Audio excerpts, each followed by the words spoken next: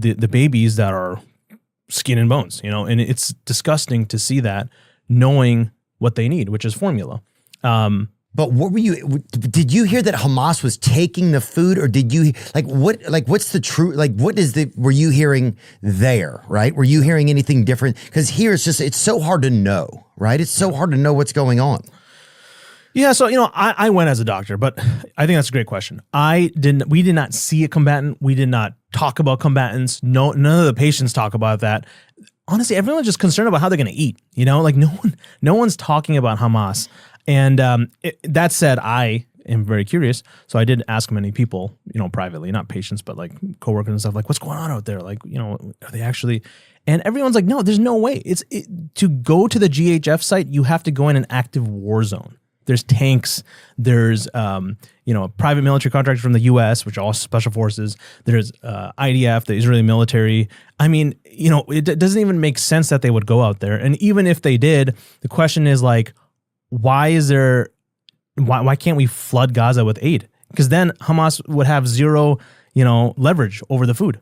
So if you're saying, you know, Hamas is taking the food, stealing it, and selling it, and that's why the food's so difficult to obtain, well, then flood the markets with food, and then Hamas has no leverage over the food, right? It's just like common sense, supply and demand.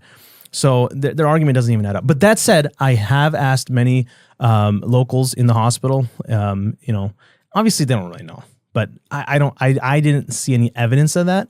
The only evidence that we saw, and actually, by the way, Anthony Aguilar said that they weren't even screening the patients. I mean, sorry, the aid seekers for being Hamas or not. So there's no screening process. How would they know? There's not going to be some guy with an AK-47, right? You know, going into an active war zone. Yeah, he's like knock knock, and they're like, "Who's there?" And he's like, "Yeah, exactly, Hamas." Right? You know, yeah. I mean, I agree. If only war worked like that, right? I know. But that's one thing I haven't understand about a lot of this military effect from the IDF, because they're always, you know, they speak highly of there's a lot of high reflection of their military and their abilities. But then you're like, well, why not just send in Marines or your Navy SEAL group to seek out Hamas instead of blanketly bombing thousands of people? Like, why would, you know what I'm saying? If your group is that great, why wouldn't you send them to pick off the bad guys one at a time? That's the part that sometimes I don't understand. Yeah, you know, they motto themselves as the most moral army in the world, which I find kind of odd. Well, I think I think anybody would find those days are over. I think 100%, 100%. But when we were there, we were standing on the balcony, looking out, you know, during our break time as physicians, and boom, you just see this giant explosion. Your eardrums are rumbling. And it's just like, who just died there? Was it a Hamas guy or was it like a family, right? So then you go down the ER, and there's like 30 patients that show up. And you ask them, like, you know, what happened? Oh, the shrapnel injuries from an explosion. You know, some lady has like a high-speed velocity, you know, piece of shrapnel that went through her belly or her leg. Some have to have emergent surgery. Some people goes right through their skull.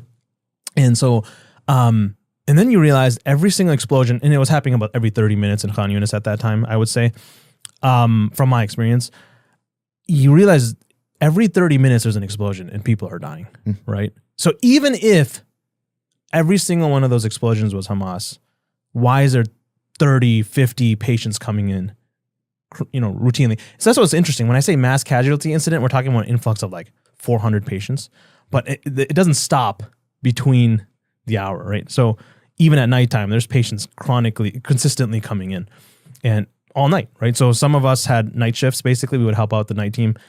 Our job